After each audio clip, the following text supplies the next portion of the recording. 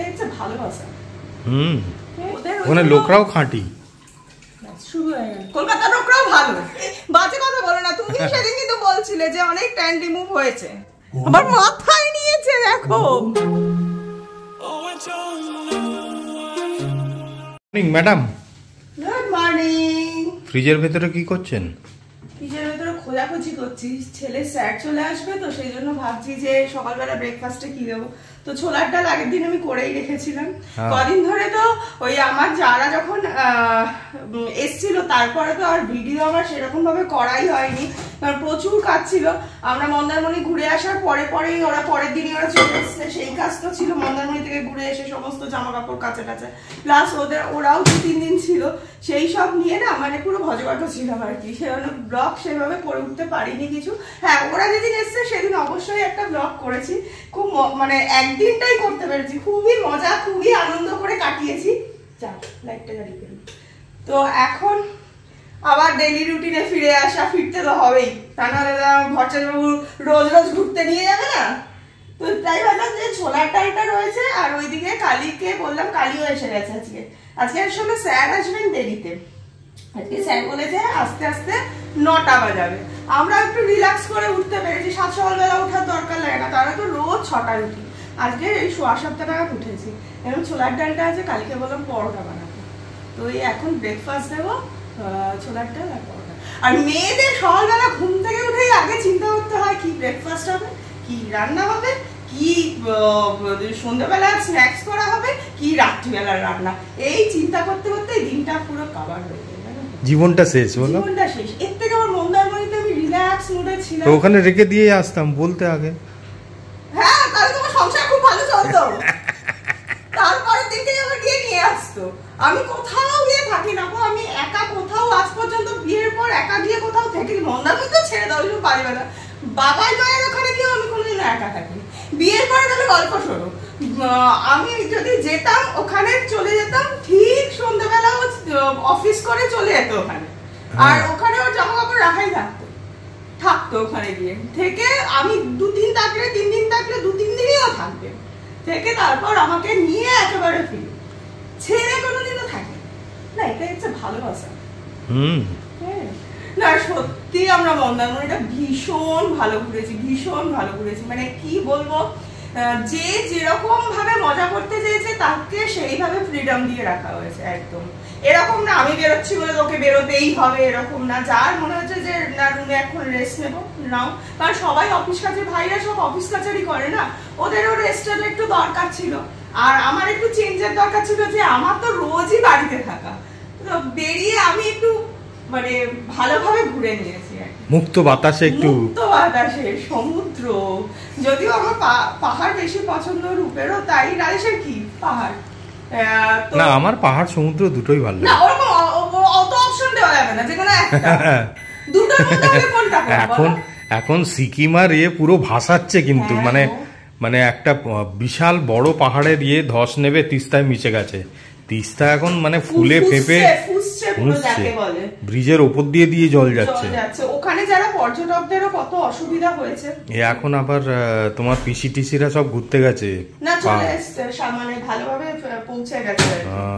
তো যাই হোক, একটা টেনশনের ব্যাপার থাকেই তো। তবে আমাদের কলকাতাও কিন্তু কালকে থেকে আমাদের নিরাশ করছে না। কালকে থেকে দেখো, কালকে তো রাত্রে প্রচুরই বৃষ্টি হয়েছে, মানে সকাল থেকে। আর আজকেও কিন্তু ওয়েদারটা ঠিক ফাটাফাটি, মেঘলা একদম, মানে সবুজ হয়ে রয়েছে। কালকে বৃষ্টি হয়েছে বিকেল বেলা, বেশ অনেকটা ফুরফুরে ঠান্ডা ঠান্ডা আমেজ হয়ে গেছে, আবার পুরো ফুরফুরে মেজাজ এখন, বুঝেছো তো আমাদেরকে। এখন আমরা রান্না করতে পারলে আমার কোনো অসুবিধা নেই, আজকে খুব একটা ঝামেলা কিছু নেই, মোটামুটি করে দেবো কিছু একটা। দেখা যাক কি করা যায়, কারণ ভট্টাচার্যবাবু একটা গুছিয়ে সুন্দর বাজার করে এনেছে, ওর মন পছন্দের একটা বাজার। তো আগে চলো বকবক না করে, এখন 8:15 বাজে, 9টায় স্যার আসবে, আগে রূপকে খেতে দিয়ে দিই। ডাল, পরোটা, আর হচ্ছে আমাদের দেশের বাড়ি মানে দেওঘরের বিখ্যাত প্যাড়া, যেটা আমার যা নিয়ে এসছে ওখান থেকে।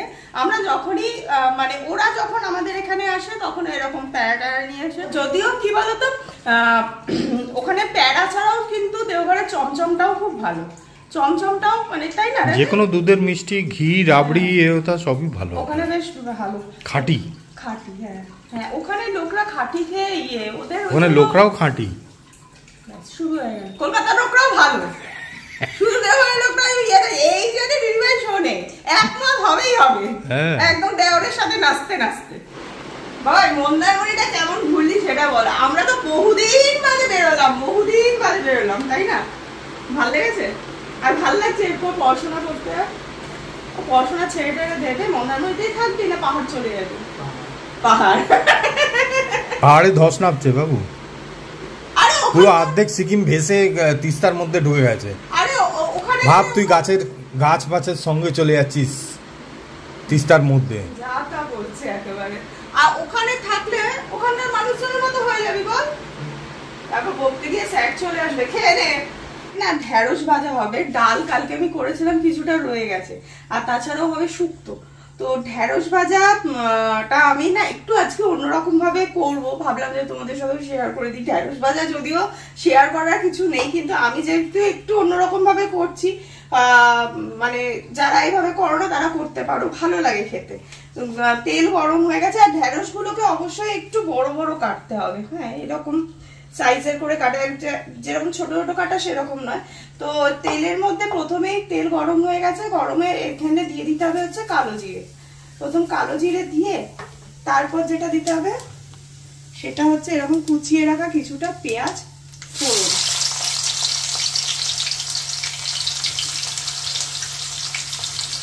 পেঁয়াজটা একটু একটু ভাজা ভাজা হবে, তখন ঢেঁড়সটা দেবো।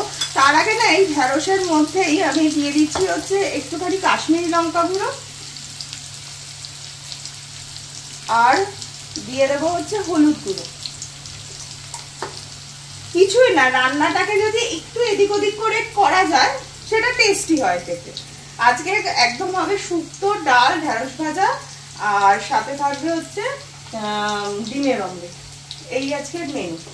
কারণ আমাদের সেরকম ভাবে মাছ টাছ কিছু নেওয়া, গরমের যেহেতু আসছিলই না, তারপরেও ওরা যে এসছিল, মানে দিদিভাইরা যে এসছিল, তখনও চিকেন মাটনের ওপর ছিল, মাছ ঢুকছেই না। বচ্চন বাবু যদি মাছ আনেন তাহলে কালকে দেখা যাবে যে মাছ ভালো নেই ওদের বাজারে নাকি। গরমে মানে ইনফ্যাক্ট মাছগুলো কিরম কিরম করে মানে ইয়ে হয়ে পড়ে যায়। ঢেঁড়সটা কিন্তু আমি আগে থেকে তো কেটে মানে কাটার আগেই ধুয়ে নিয়েছিলাম, তা না হলে তো তোমার ল্যাদ ল্যাদে হয়ে যাবে। পেঁয়াজটা দেখো হালকা হালকা হালকা যে ভাজা হয়েছে ওর মধ্যেই এটা দিয়ে দেবো, ঢেঁড়সটা দিয়ে এবার এটাকে ভাজতে দেবো। এর মধ্যে কিন্তু রসুনও একটু থেতো করে দেওয়া যেতে পারে, খারাপ লাগবে না তাতে। তো আজকে আমি রসুন দিলাম না, আমি জাস্ট এরকম ভাবে, আলুও দিতে পারো, এর সাথে আলু দিলেও ভালো লাগে। যত ঘুরিয়ে ফিরিয়ে রান্না করবে ততই বরের মন জয় করতে পারবে। এটাই হচ্ছে ঢেঁড়স ভাজাকেও চিন্তা করে বার করতে হবে কিভাবে রান্না করবো, মেয়েদের কি দুর্দশা। এইসব টেনশন কি ছেলেরা নেয় বলো? ওরা বেশি কিছু বললে বলবে চলো হোটেল থেকে খাবার আনিয়ে নিচ্ছি, কি অসুবিধা আছে?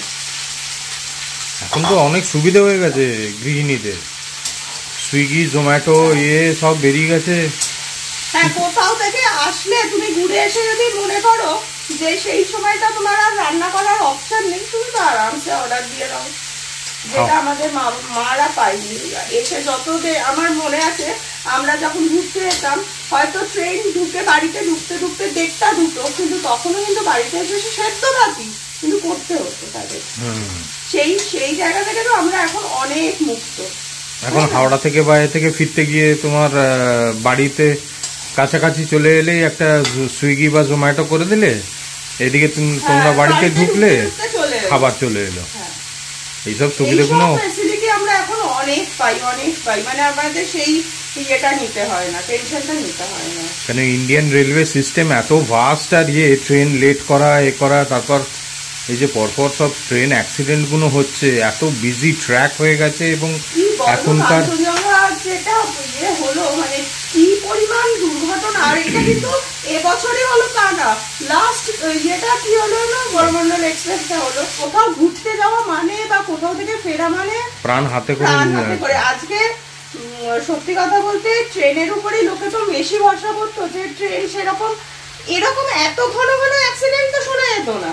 হ্যাঁ, মানে লোকে তো ট্রেনের উপরে ভরসাটা করতো, সেই ভরসাটাও আস্তে আস্তে উড়ে যাচ্ছে। কোথায় আর ঘুরতে যাবে লোকে, আর কোথায় বা মানে শান্তি মনে যে হ্যাঁ একদম সুস্থভাবে ফিরে যেতে পারবো তার কোনো গ্যারান্টি আজকাল আর জীবনের প্রতি নেই কারণ। মানে রোগ ভোগ অ্যাক্সিডেন্ট দিয়ে সবেতেই আমরা জর্জরিত।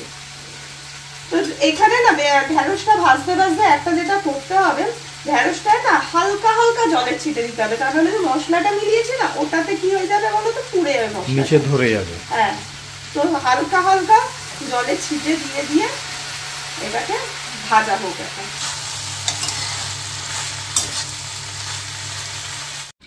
কি রে তোরা কেমন আছিস একটু বলে দে। গরমে পাখা পাখা চালিয়ে আমরা এই দেখো উপরের এই ঢাকনাটাকেও খুলে দিয়েছি।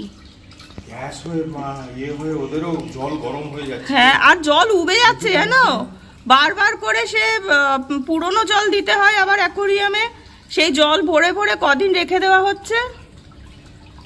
সুন্দরী তুমি বেশি ইয়ে করো না, এসো এদিকে, হাতটা উপরে দাও, দেখো সব চলে যাবে।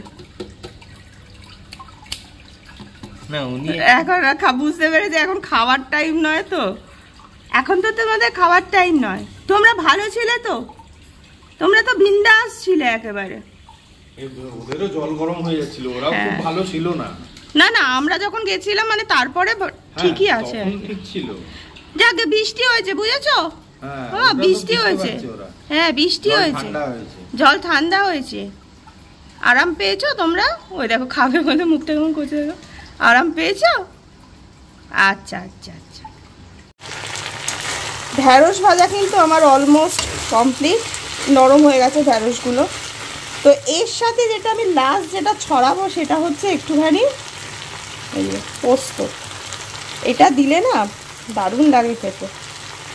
অনেকে আবার গুঁড়িয়েও দেয়, আমি আবার একটু কাঁচা পোস্ত এইটা এই মানে গোটা পোস্ত দিয়ে এটাকে আবার ভাজা ভাজা করবো, পোস্তটাও যাতে একটু ভাজা হয়ে যায়।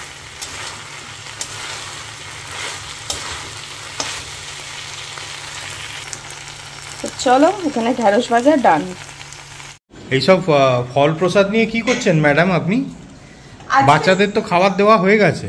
হ্যাঁ, আমার বাচ্চারা খেয়ে নিয়েছে, কিন্তু ওদের জন্য আসে মেন ফলগুলো, তার মধ্যে থেকে আমি একটু একটু চুরি করে নিই আর কি, নিজের রূপ চর্চার জন্য। আজকে তোমাদের কাছে যেটা যে প্যাকটা আমি রোজ মাখি ফেসে, ফেস কেন তোমরা হাতের পায়ে সব জায়গাতেই মাখতে পারো, তো সেটাই আজকে তোমাদের সাথে একটু শেয়ার করব।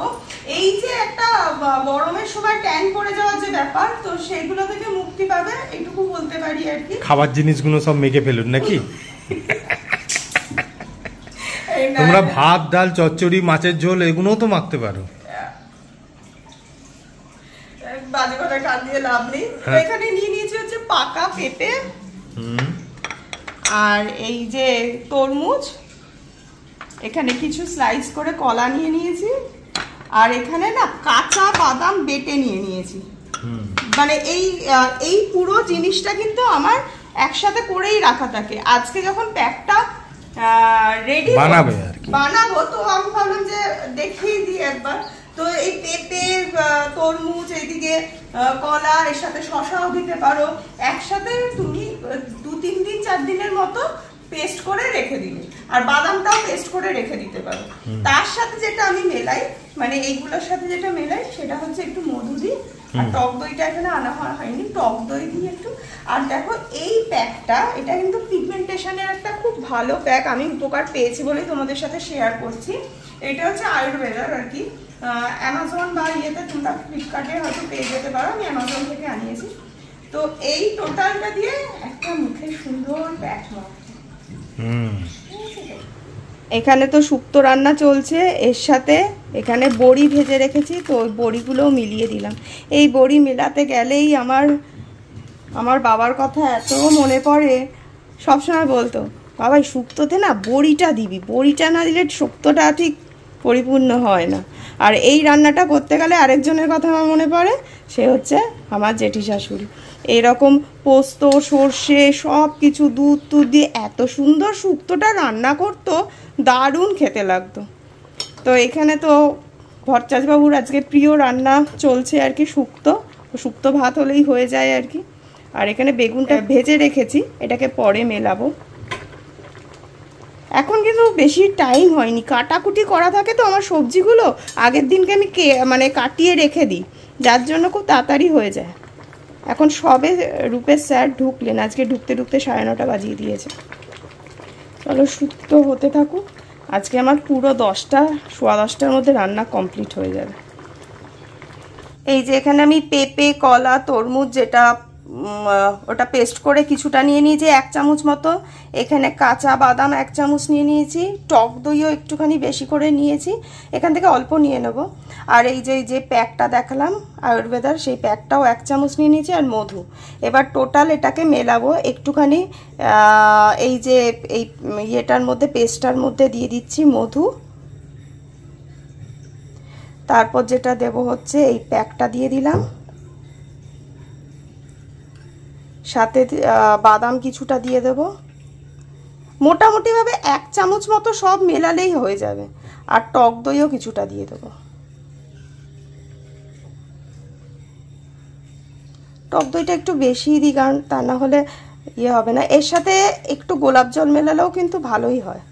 এই প্যাকটাকে এবার গুলে মুখে অ্যাপ্লাই করব, কিন্তু তার আগে অবশ্যই মুখটা কিন্তু ভালো করে পরিষ্কার করে নিতে হবে। এইখানে ম্যাডাম পেঁপে কলা তরমুজ শশা পেয়ারা আপেল সব কিছু মেখে ফেলছে, কিন্তু সবকিছু মেখে কিন্তু ট্যান রিমুভ হয়, জানো তো? হ্যাঁ, আর মাঝে মাঝে জিভটা বার করে না একটু চেটে নেবে।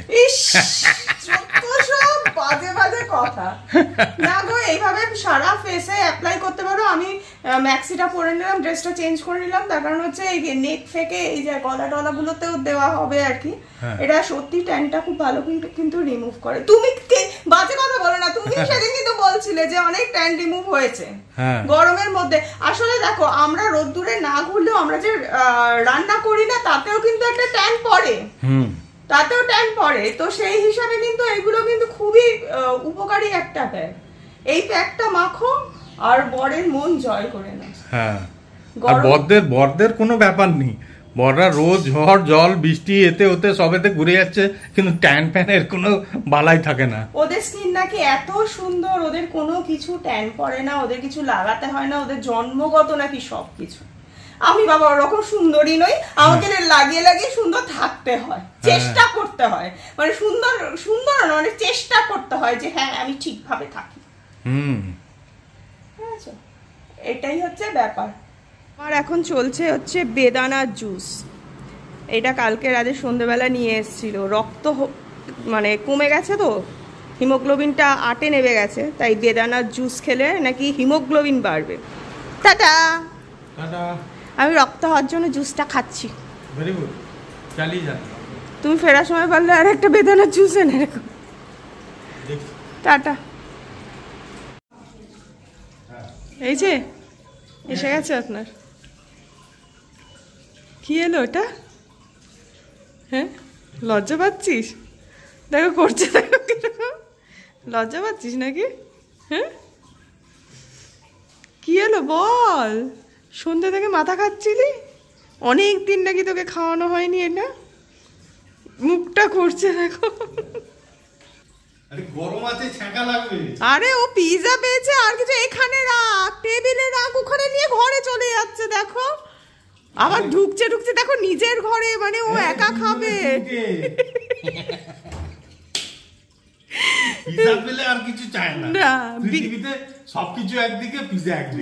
বিরিয়ানি আর পিজার মধ্যে অপশন দাও, আগে পিজাটা তুলে নেবে, বিরিয়ানি খাবে না। যা কিছু এনিথিং, মানে যা কিছু ওকে অপশন দাও, সেটা একদিকে আর পিজা একদিকে। তো আমাদের সন্ধ্যাবেলা ইয়ে করে নিয়ে আসি। হ্যাঁ, কি ঢুকে গেল সোজা নিজের ঘরে। কি ছেলে রে বাবা, যাও নিয়ে এসো। বেরো বেরো ঘর থেকে। আমার মাথায় নিয়েছে দেখো, কোনো মানে স্বাদ ছাড়ছে না আর কি। রাখ এখানে রাখ। কি পিজা দেখি, চলো পিজাটা খোলো। আজকে এই ছোট ছোট 3টে ইয়ে করেছে।